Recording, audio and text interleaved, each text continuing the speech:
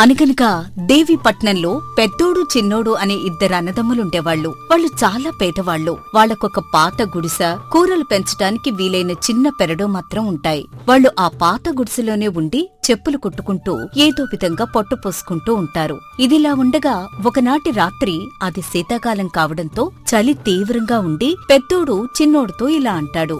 తమ్ముడు, బాగా చలిగా ఉందిరా. వెళ్ళి ఏదైనా చెట్టు బెరడు తీసుకునొస్తే మనం చలిమంటేసుకుందాం. అలాగే అన్నయ్యా, ఇప్పుడే తీసుకొస్తాను అని చిన్నోడు దీపం తీసుకుని తన గుడిసె ముందు మైదానంలో ఉన్న దుంగలాంటి వేరును తవ్వి తెచ్చి దానికి ఒక చివర నిప్పంటిస్తాడు. అయితే ఎన్నాళ్లుగానో ఎండిపోయిన ఆ దుంగ చక్కగా కాల్తూ ఉంటుంది. అంతలోనే వాళ్లకు ఆ దుంగలో నుంచి కోయిలొకటి కుహూ కుహూ అంటూ బయటకొస్తుంది. అది చూసి వాళ్లు ఆశ్చర్యపోతూ ఉంటే ఆ కోయిల వాళ్లతో ఇలా అంటుంది. బాబుల్లారా, నన్ను నిద్రలేపినందుకు ధన్యవాదాలు.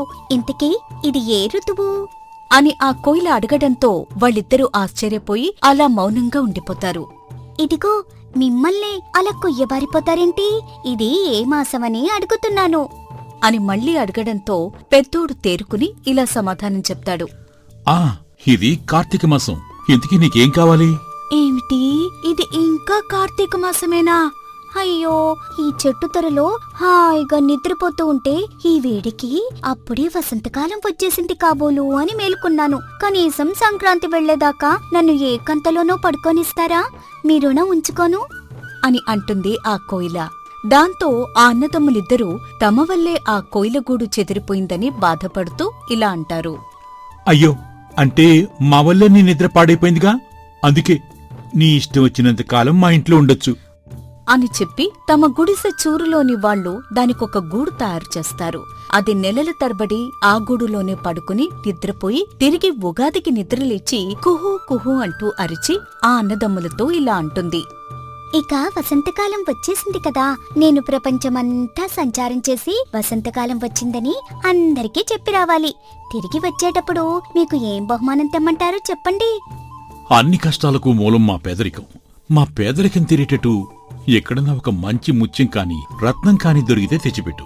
ప్రపంచమంతా సంచారం చేసే నీకు ఆ మాత్రం తెలియకుండా ఉంటుందా? ముత్యాలు రత్నాలు ఉండే చోటికి నేను పోను. అందుచేత వాటి గొడవ నాకు నిజంగా తెలీదు. నేను తిరిగే అడవులు, అరణ్యాలు లాంటి వాటిలో 2 విడ్డూరమైన చెట్లున్నాయి. ఒకదాని ఆకులు పండి రాలుతూనే అవి బంగారపు ఆకులుగా మారిపోతాయి. అలా పండి రాలిన ఆకు నిజంగా మేలిమి బంగారమే. ఇక దానికి దగ్గరలోనే మరొక చెట్టుంది. దాని ఆకులు ఎప్పుడూ ఆకుపచ్చగానే ఉంటాయి. కోసినా కూడా అవి వాడవు, ఎండవు, రంగు మారవు. ఆ ఆకు దగ్గర ఉంచుకున్న వారికి ఎలాంటి చీకు చింత ఉండదు. ఇక ఇప్పుడు చెప్పండి, ఈ ఆకుల్లో ఏది కావాలన్నా నేను తీసుకురాగలను అని అంటుంది కోయిల. ఆ అన్నదమ్ములిద్దరూ ఎంతో సంతోషించి ఇలా అంటారు. అవునా, నువ్వు చెప్పింది చాలా విచిత్రంగా ఉంది. అయితే నాకు బంగారాకు తీసుకురా అని పెద్దోడు ఆత్రంగా అనగాని చిన్నోడు చాలాసేపు ఆలోచించి, నాకు బంగారాకు వద్దు కాని నువ్వు చెప్పిన ఆ ఎప్పుడు వాడని ఆ 2 ఆకుంది కదా, అది తీసుకురాగలవా? సరే, మీరడిగింది తప్పకుండా ఈసారి నేను వచ్చేటప్పుడు తీసుకునొస్తాను అని చెప్పి మరుక్షణమే ఆ కోయిల తుర్రుమని అక్కడి నుండి పారిపోతుంది. అలా కొంతకాలం గడిచిన తరువాత వర్షాలు ఆరంభమయ్యే సమయానికి కోయిల మళ్లీ తిరిగి వస్తుంది. దాని ముక్కులో 2 ఆకులుంటాయి. ఒకటి బంగారపు ఆకు, రెండోది మామూలు ఆకు. బంగారపు ఆకును పెద్దోడికి, మామూలు ఆకును చిన్నోడికి ఇస్తుంది. సరే, మీకిచ్చిన మాట నేను నిలబెట్టుకున్నాను. ఇక నేను వస్తాను అని చెప్పి కోయిల వెళ్ళిపోతుంది. కాని ఆ బంగారుపాకు చేతికి వచ్చాక ఎందుకోగాని పెద్దోడికి చిన్నోడిపై చాలా రోత పుడుతుంది. దాంతో వాడితో ఇలా అంటాడు పెద్దోడు. ఇక నువ్వేం బాగుపడతావు? ఆ వాడని ఆకుతో నీకు శనిపెట్టినట్టుంది. అయినా ఎవరైనా బంగారు ఆకు మానేసి ఎందుకు పనికిరాని ఆ వాడని ఆకు తెప్పించుకుంటారా? ఇక నీతో ఉంటే నాకు శని పట్టేటట్టుంది. ఇక నుండి నువ్వు నాతో ఉండద్దు అని తమ్ముణ్ణించి వేరుపడతాడు పెద్దోడు. ఇక పెద్దోడి దగ్గర బంగారం చేరిందని తెలియగానే అంతవరకు అతన్ని పెళ్లాడటానికి ఒప్పుకోని రంజని అనే ఒక అమ్మాయి అప్పుడు తనంతట తానే వచ్చి అతన్ని పెళ్లాడి నగరానికి తీసుకుపోతుంది. అప్పుడు చిన్నోడు ఇలా అనుకుంటాడు. ఇన్నాళ్లు నాకు తోడుగా ఉన్న నా అన్న నన్ను విడిచి వెళ్ళిపోయాడు. ఇక ఇప్పుడు నా దగ్గర ఈ గుడిస, ఆ పెరడు మాత్రమే మిగిలాయి. ఇక ఇక్కడే నేను కూరగాయలు పండిస్తూ నా జీవనాన్ని కొనసాగిస్తాను అని పెరట్లో రకరకాల దుంపలు, కాయలు, ఆకులు పండిస్తూ ఏదో విధంగా తను పొట్టపోసుకుంటూ ఉంటాడు చిన్నోడు. ఇదిలా ఉండగా ఒకరోజు తన గుడిసె ఎదుట ఉన్న మైదానానికి అవతల ఉన్న పాడుపడిన భవనం యజమాని జగపతి చాలా కాలం తర్వాత తన ఇంటికి తిరిగి వస్తాడు. అతన్ని పలకరిద్దామని వెళ్లిన చిన్నోడు అతనితో ఇలా అంటాడు. అయ్యా, బాగున్నారా? చాలా కాలమైందయ్యా. నగరం నుండి ఎప్పుడొచ్చారు? ఏం బాగుండటం. ఏదో రాజస్థానంలో పెద్ద ఉద్యోగం దొరికిందని ఉన్న ఊరు వదులుకుని వెళ్ళాను. కానీ అక్కడ ఉద్యోగంలో రాజకీయాల వల్ల నాకు అనేక మంది శత్రువులు తయారయ్యారు. అంతేకాకుండా నాకు అనేక అవమానాలు కూడా ఎదురయ్యాయ్యా. అందుకే ఇక అక్కడ ఉండలేక ఆ ఉద్యోగం మానేసి తిరిగొచ్చేశాను అని చాలా నిరుత్సాహంగా అతనంటాడు. అప్పుడు అతన్ని ఓదారుద్దామని చిన్నోడు ఇలా అంటాడు. అయ్యా, అలా నిరుత్సాహపడకండి. మీకు ఇక్కడ ఇంత పెద్ద ఇల్లు ఉండగా అసలు అక్కడ ఉండాల్సిన అవసరం ఏముంది చెప్పండి. ఉన్నదాంట్లో సంతోషంగా ఉంటే అంతకన్నా సుఖం ఎక్కడా ఉండదు. నన్ను చూడండి, మా అన్నయ్య నన్ను వదిలేసి పట్టణం వెళ్ళిపోయినా నేను నాకున్న దానిలోనే ఏదో కొంత కష్టపడి కూరగాయలు పండించి సంతోషంగా జీవిస్తున్నాను అని తనకు తోచిన 4 మంచి మాటలు చిన్నోడు అతనికి చెప్తాడు. అయితే అతని వద్ద ఉన్న ఆ ఆకు మహత్యం వల్ల జగపతి మనసులోని బాధంతా ఒక్కసారిగా దించేసినట్టవుతుంది. నువ్వన్నది నిజమేనయ్యా. దూరపు కొండలు నునుపు అన్నట్టు నేను ఏదో సంపాదిద్దామని నగరానికి వెళ్లి ఎంతో కష్టపడ్డాను. నువ్వు చెప్పే మాటలు వింటుంటే నాకు మరింత ఉత్సాహం వచ్చింది. ఇక నేను ఇక్కడే ఉండి సంతోషంగా జీవిస్తాను అని చెప్పి ఆ రోజు నుండి తన బంగ్లాలో ఉన్న నౌకర్లందర్నీ సరదాగా పలకరిస్తూ ఆ ఊళ్ళో ఉండే వాళ్ళందరికీ అప్పుడప్పుడు విందులు, వినోదాలు ఏర్పాటు చేస్తూ వారితో పాటు చాలా సరదాగా గడిపేవాడు. అది చూసి అతని నౌకర్లు ఇలా మాట్లాడుకుంటారు. ఏటో మన యజమానిలో ఇంత మార్పు వచ్చింది. ఇంతకు ముందన్నడు ఇతను ఇలా సరదాగా ఉండ నేను చూడలేదురా. మనల్ని అసలు ఎప్పుడూ మనుషులుగా కూడా చూడలేదు. కానీ మన యజమాని ఆ చిన్నోడితో మాట్లాడిన రోజు నుండి మనందరితో చాలా సరదాగా సంతోషంగా ఉన్నాడు. అంటే ఆ చిన్నోడి మాటల్లోనే ఏదో మహత్వం ఉన్నట్టుందిరా అని అంటాడు ఆ నౌకరు. దాంతో చిన్నోడి మాట మహత్యం గురించి ఆ నోట ఈ నోట ఊరంతా పొక్కిపోతుంది. ఆ రోజు నుండి అతని గుడిసెకు ధనికులు, దరిద్రులు కూడా వచ్చి అతనితో మాట్లాడి తమ విచారాలన్నింటినీ పోగొట్టుకుని తమ శక్తి కొద్దీ అతనికి కానుకలిచ్చి వెళ్లిపోతూ ఉంటారు. అలా చిన్నోడి ఖ్యాతి రాజధానికి కూడా పాకడంతో రాజుగారు చిన్నోణ్ణి రాజధానికి ఆహ్వానిస్తారు. అప్పుడు ఆ కోయిలే ఇచ్చిన ఆ వాడని ఆకును తన కంబళిలో దాచుకుని తన భుజం మీద వేసుకుని రాజుగారి ఆంతరంగిక మందిరానికి వస్తాడు చిన్నోడు. వచ్చేవ చిన్నోడా, నిన్ను పిలవడానికి ప్రత్యేక కారణమే ఉందయ్యా. మన రాజ్యం సుభిక్షంగానే ఉంది గాని ప్రజల్లో ధనాశ పెరిగిపోయింది. పెద్దవాళ్లలో కూడా వంచన, మోసాలు ఎక్కువైపోయి వీటిపై నాకు రోజూ అనేక వందల ఫిర్యాదులొస్తున్నాయి. అయితే మన ఆస్థానంలో ఒక్కరిని కూడా నేను నమ్మలేను. మరోవైపు నా కుటుంబంలో కూడా అశాంతి నెలకొని ఉంది. మా దివాణపు నౌకర్లందరూ దొంగలే. వాళ్ల వెనుక రాజకుటుంబంలోని వారు ఎవరో ఒకరు ఉండడం, ఆ నౌకర్లను వెనకేసుకొచ్చి తమలో తాము కీచులాడుకోవటం నిత్యకృత్యమైపోయిందనుకో. అందుకే నీ మాట మహత్యంతో వారిలో మార్పు తీసుకురాగలవని నిన్ను నేను పిలిపించాను. తప్పకుండా మహారాజా, మీరు నాపై పెట్టుకున్న నమ్మకాన్ని నిలబెట్టుకుంటాను. ఈరోజే నేను వారందరితో మాట్లాడతాను అని ఆ రోజు నుండి ఆ రాజభవనంలో ఒక్కరొక్కరిగా అందరితో మాట్లాడుతూ ఉంటాడు చిన్నోడు. అలా అతను అడుగుపెట్టిన క్షణం నుంచి అందరి మధ్య తగాదాలు నిలిచిపోతాయి. స్నేహభావం పెరుగుతుంది. రాజోద్యోగులు పరస్పరం ఆరోపణలు చేయటం మానేసి ఒకరినొకరు గౌరవించుకుంటూ ఉంటారు. అప్పుడు మహారాజు ఇలా అంటాడు. చిన్నోడా, ఈరోజు నీ గురించి నేను విన్నదంతా నిజమే అని రుజువైంది. నీ మాట మహత్యం వల్ల ఈరోజు నా సమస్య పూర్తిగా పరిష్కరించబడింది. ఇక నుండి నువ్వు మా ఆస్థానంలోనే ఉండవయ్యా. రోజు రాజదర్బార్లో నువ్వు కూడా పాల్గొని వారందరికీ కొన్ని మంచి మాటలు చెప్పు. మరో మాట, ఇంతకుముందు నువ్వు ఒక చెప్పులు కుట్టేవాడివని విన్నాను. అయితే ఇక నుండి నువ్వు ఒక ప్రభుత్వ ఉద్యోగివి కాబట్టి నీ భుజంపై ఉన్న ఆ కంబళి తీసేస్తే బాగుంటుంది. మహారాజా, నన్ను క్షమించాలి. మీ కొలువులో ఉండటానికి నాకు ఎటువంటి అభ్యంతరం లేదు. కాని నా భుజంపై ఉన్న ఈ కంబళి నా అసలు స్వరూపాన్ని నాకు గుర్తు చేస్తూ ఉంటుంది. ఈరోజు నేను రాజభవనంలో ఉన్నాను కదా అని నా అసలు స్వరూపాన్ని వదులుకోలేను.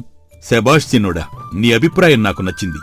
రాజుగా నేను ఆజ్ఞాపించినా నువ్వు నువ్వుగానే ఉండాలని అనుకోవడం నిజంగా మెచ్చుకోదగ్గ విషయం. నీకు ఎలా ఇష్టమైతే అలాగే ఉండు అని అంటాడు మహారాజు.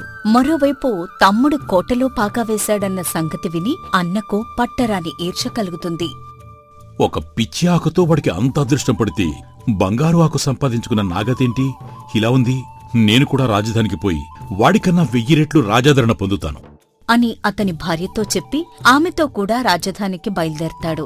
అలా వాళ్ళు 2-3 రోజులు కాలినడకన ప్రయాణం చేసి ఒకనాటి మధ్యాహ్నం రాజధానికి కొద్ది దూరంలో ఉన్న అరణ్యంలో ఆకలివేసి ఒక బావి వద్ద ఆగుతారు. అప్పటికే వాళ్ళు తెచ్చుకున్న ఆహారం దాదాపు అయిపోయి అడుగు బొడుగు మిగులుతుంది. అదే తిని ఆకలి బాధ తీర్చుకునే ప్రయత్నంలో వాళ్ళుండగా అక్కడికి శ్యామల అనే ఒక ఆడమనిషి నెత్తిన ఒక గంప పెట్టుకుని వచ్చి, ఇక్కడ బావి ఉన్నట్టుందే, నేను కూడా నీటి కోసమే చూస్తున్నాను అంటూ తన నెత్తిమీద గంప దింపుతుంది. ఆ గంప నుంచి కమ్మని వేడివేడి వంటకాల వాసన వస్తుంది. పెద్దోడు అతని భార్య ఆ గంపకేసి చూస్తూ గుటకలు వేస్తారు. మీరు చూడబోతే పెద్దింటూర్లా ఉన్నారు, నా వంట తింటారా నాయనా? నువ్వు ఆప్యాయంగా ఇస్తానంటే తీసుకోవడానికి మాకేం అభ్యంతరం లేదు. ఇచ్చేవాళ్ల కులం కన్నా మంచి మనసు ముఖ్యం అని అంటాడు పెద్దోడు. ఆ ఆడమనిషి మంచి మంచి భక్ష్యాలు వాళ్ళిద్దరికీ పెట్టి గంప అడుగున ఉన్న దొత్తులో నుంచి పాయసం తీసి ఇద్దరికీ తాగడానికిస్తుంది. ఆ పాయసంలో మత్తుమందుంటుంది. దాన్ని తాగిన కొద్దిసేపట్లోనే ఆ భార్యాభర్తలిద్దరూ ఒళ్ళు తెలియని నిద్రలో పడిపోతారు. దాంతో ఆమె వారి వద్ద ఉన్నదంతా నిలువుదోపిడీ చేసి వారిని కట్టుబట్టలతో మిగులుస్తుంది.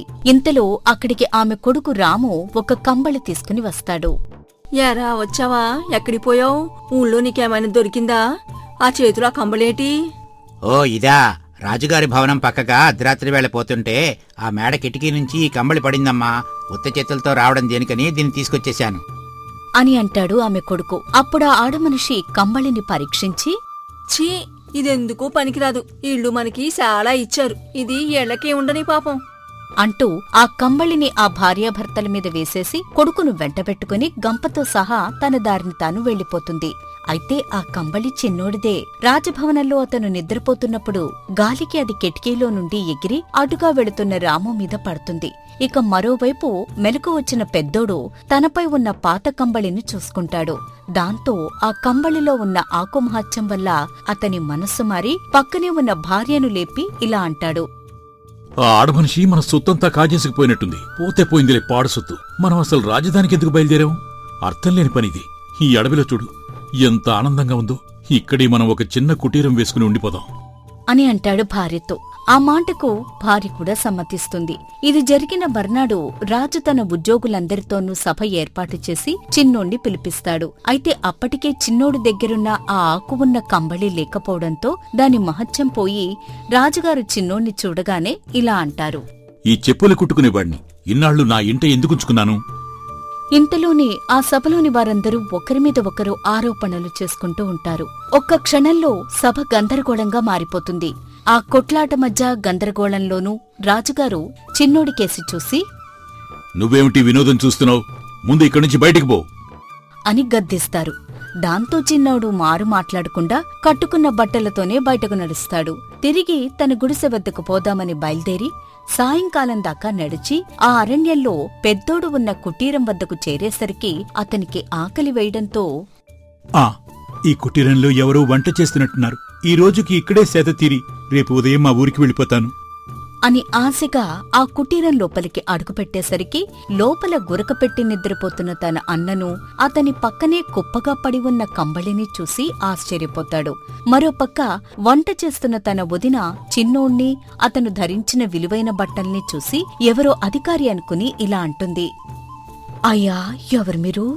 భోజనం కోసం వచ్చారా? ఆయన్ని లేపకండి. రోజల్లా ఇల్లు కట్టి అలిసి నిద్రపోతున్నారు. నా వంట అయిపోవచ్చింది, ఏకంగా అప్పుడే లేపొచ్చు అని అంటుంది. అప్పుడు చిన్నోడు తన కంబళి తీసుకుని మీద వేసుకుంటాడు. వెంటనే అతన్ని వేధించే ఆలోచనలన్నీ ఆగిపోయి అతనిలో పోయిన ప్రశాంతత మళ్లీ వస్తుంది. ఇంతలో వంట కూడా పూర్తవుతుంది. అన్న నిద్రలేస్తాడు. తమ్ముణ్ణి చూసి గుర్తించి, తమ్ముడు, రాజుగారి దగ్గర ఉంటున్నామని విన్నానే, వేటగ్గాని వచ్చావా? లేదన్నా, మనకు రాజుగారు వంటి వాళ్లతో ఏం పని? మన పాత గుడిసెకు పోదామని బయలుదేరాను. నువ్వు మాత్రం ఈ అడవిలో ఎందుకు? మన ఇంటికే పోదాం పదా. మన చెప్పులు కుట్టే పని మనం చూసుకుంటూ నిశ్చింతగా ఉందాం అని అంటాడు. ఆ ఆకు మహత్యం వల్ల పెద్దోడి మనసు కూడా మారిపోతుంది. అవునవును, నువ్వు చెప్పింది నిజం. తెల్లవారుగానే మనం మన ఇంటికి పోదాం అని అంటాడు పెద్దోడు. అలా ఆ రాత్రికి అందరూ భోజనం చేసి ఆ కుటీరంలోనే పడుకుని మర్నాడు బయల్దేరి తమ పాత గుడిసెకు వెళ్లి అక్కడ పూర్వంలాగే చెప్పులు కుట్టుకుంటూ కలిసి బ్రతుకుతారు. అలా ఆ కోయిల ఇచ్చిన బంగారు ఆకు వలన అత్యాశతో విడిపోయిన పెద్దోడు ఆ ఆకు పోగొట్టుకున్న తర్వాత ఇక తమ్ముడి దగ్గరున్న రెండో ఆకు మహత్యం వల్ల మళ్లీ ఆ అన్నదమ్ములిద్దరూ ఒక్కటవుతారు.